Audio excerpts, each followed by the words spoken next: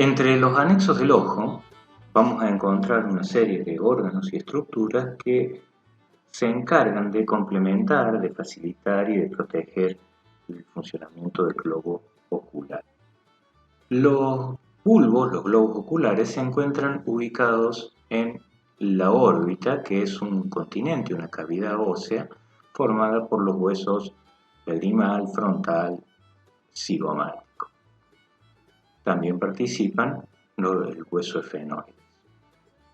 Esa órbita presenta un borde orbitario, un borde supraorbitario, que en los herbívoros, o mejor dicho, en el equino y en el rumiante, ese borde es completo, es decir, es un borde óseo completo, mientras que en carnívoros y en suinos ese borde orbitario es incompleto y está completado por un ligamento a ese nivel.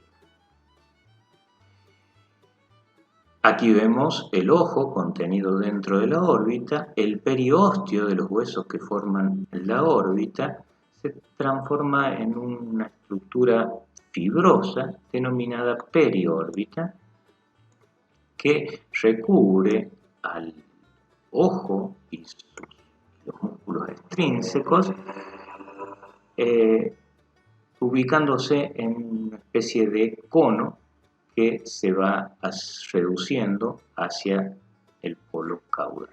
Aquí podemos ver la periórbita recubriendo al ojo y los músculos extrínsecos del ojo.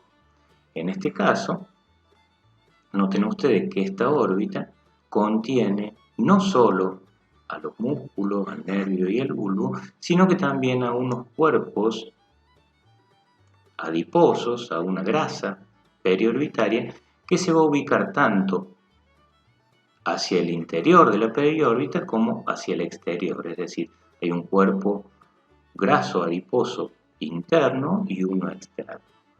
Estos cuerpos adiposos tienen o facilitan el posicionamiento del bulbo en su órbita y facilitan también los movimientos del mismo. La grasa periorbitaria se ubica en la superficie externa de la órbita y completa la fosa temporal.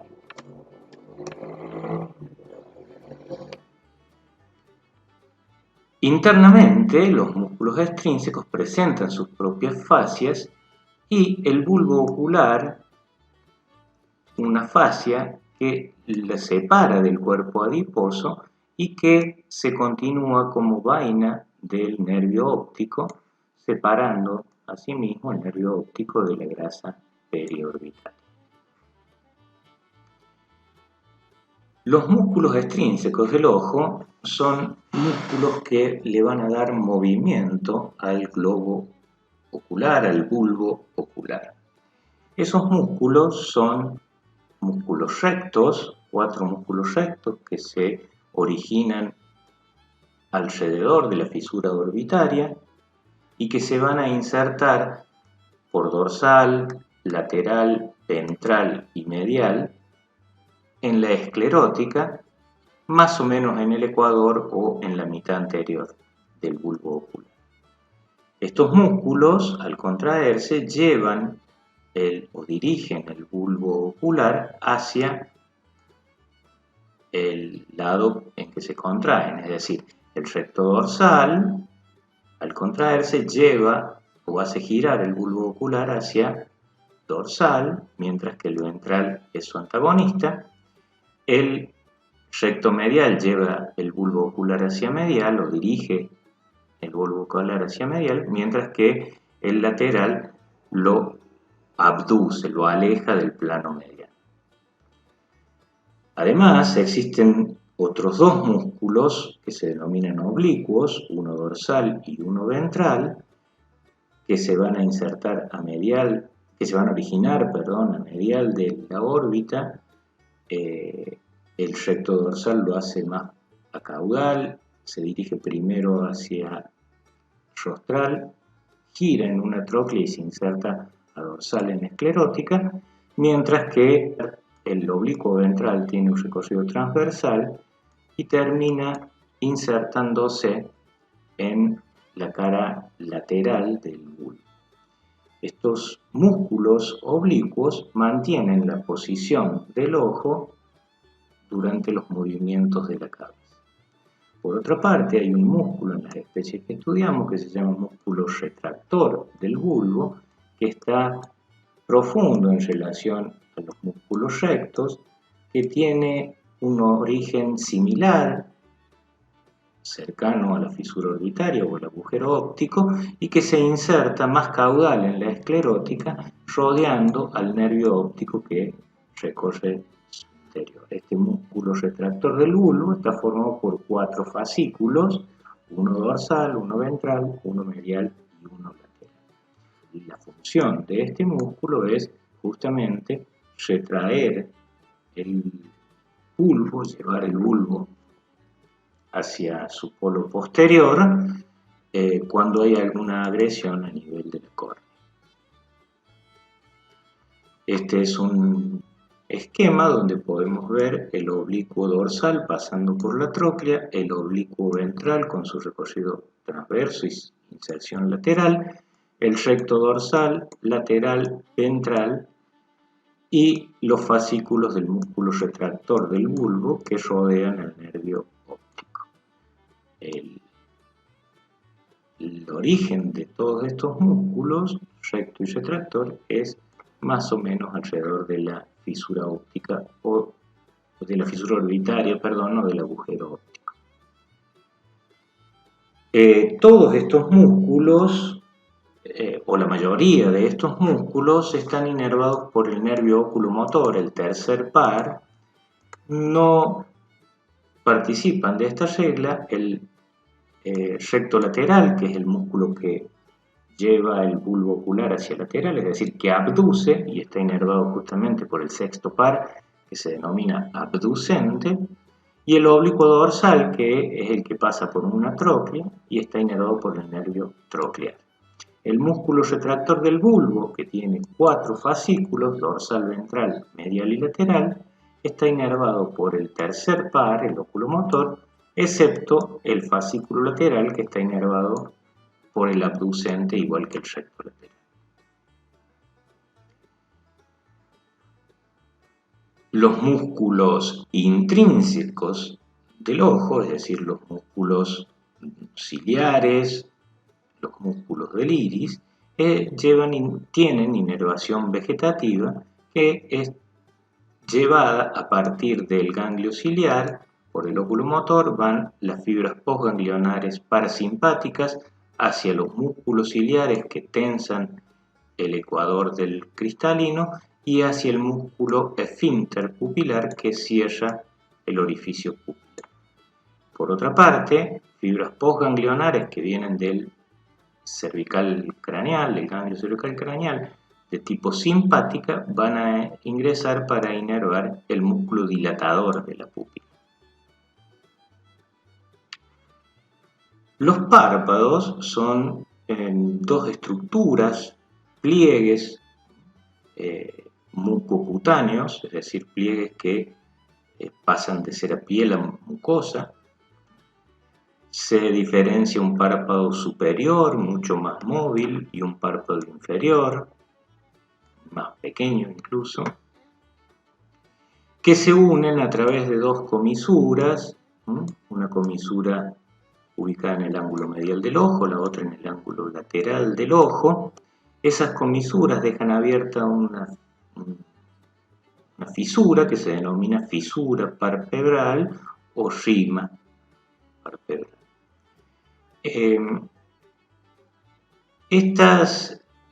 Estos párpados contienen músculos, un músculo orbicular del ojo que rodea la fisura palpebral y que tiene como función cerrar el ojo, y un músculo elevador del párpado superior que tiene como función justamente elevar el párpado superior. En el borde libre de los párpados podemos encontrar una serie de pelos que se denominan pestañas o cilias y que están asociadas a unas pequeñas glándulas sudoríparas llamadas glándulas ciliares. Internamente, los párpados poseen una estructura fibrosa que se denomina tarso, una estructura semirrígida que tiene como función mantener el párpado tenso en torno al bulbo ocular. En relación a ese tarso y con sus orificios hacia el borde libre del párpado, aparecen unas glándulas denominadas glándulas tarsales que se pueden observar a través de la mucosa, a través de la conjuntiva palpebral. Aquí podemos ver en un corte sagital la proyección del tarso, esa estructura semirrígida que mantiene los párpados tensos, el músculo orbicular del ojo y el músculo elevador del párpado superior. En el párpado inferior podemos ver solamente el músculo orbicular del ojo. Este borde libre le podemos reconocer dos limbos. Un limbo anterior, es decir, un pasaje entre la piel del párpado, la cara anterior del párpado recubierta de piel desplazable y piel cubierta de pelo generalmente, de pelo denso y corto. En el limbo anterior, la salida de las cilias, en los dos párpados podemos encontrar cilias, salvo en los carnívoros o en el cerdo, donde no aparecen cilias o pestañas en la cara, en el párpado inferior.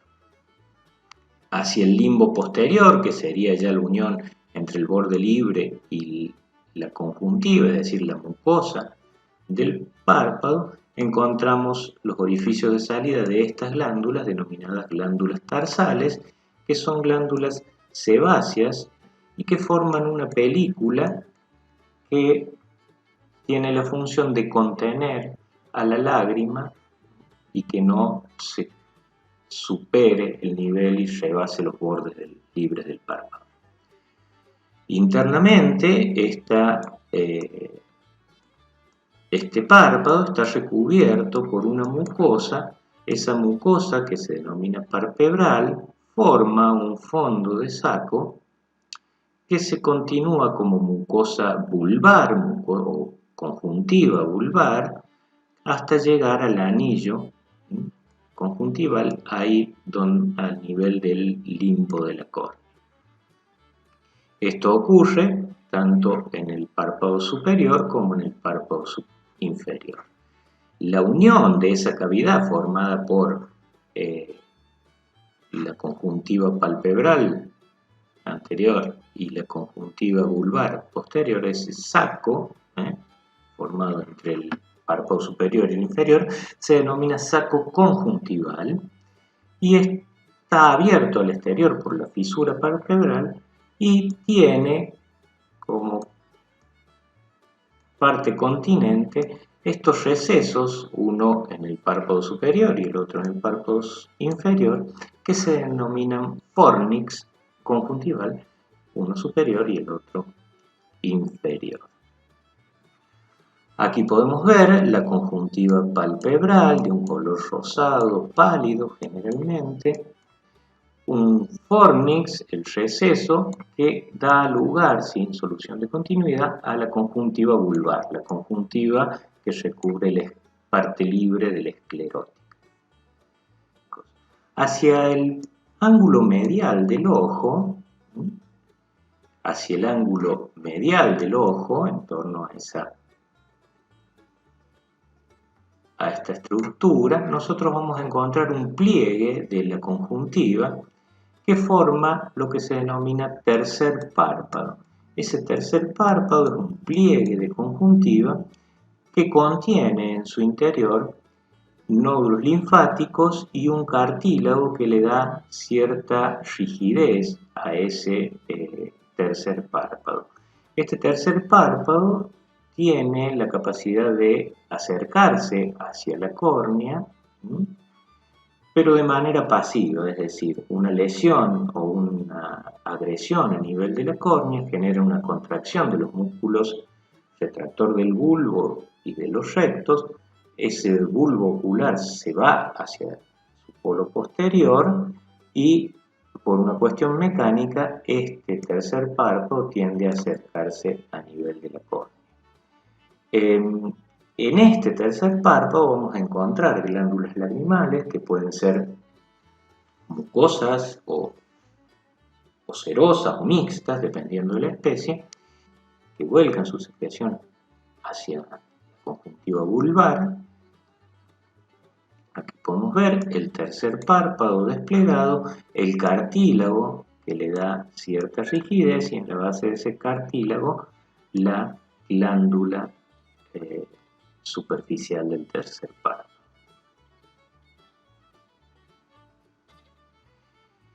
El aparato lagrimal es otro de los anexos, se encarga de producir una película acuosa, protectora y nutricia de la córnea, que tiene como función lubricar el ojo, lubricar el bulbo ocular y hacer un efecto de barrido de las partículas que pueden ir asentándose.